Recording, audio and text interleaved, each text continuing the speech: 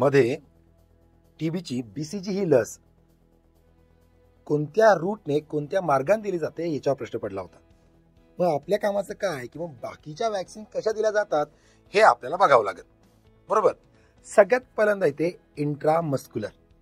बरोबर. मग त्यात कोणती दिली जाते, जी त्रिगुणा लस आहे ना डीपीटी, ती इंट्रामस्क्युलर म्हणजे मसल्स मध्ये स्नायूमध्ये दिली जाते. एक तर डेल्टॉइड मध्ये म्हणजे इथली मसल किंवा जांघेमध्ये. बरोबर. मग यासोबत हेपॅटायटिस बी ची पण तशी दिली जाते. तोंडावाटे कोणती दिली जाते, तर तोंडावाटे दिली जाते आपली पोलिओची, आपल्याला माहितच आहे. सोबत रोटा व्हायरस पण दिली जाते, रोटा व्हायरसची लस पण दिली जाते. मग इंट्राडर्मल ओके म्हणजेच काय, स्किन मध्ये. कशामध्ये, स्किन मध्ये कोणती दिली जाते, आताच बघितलं मी, बीसीजी. मग सबक्युटॅनियस म्हणजे त्वचेच्या खाली चरबीत कोणती दिली जाते, तर MMR, चिकन पॉक्स वाली व्हॅरिसेला, या लसी दिल्या जाते.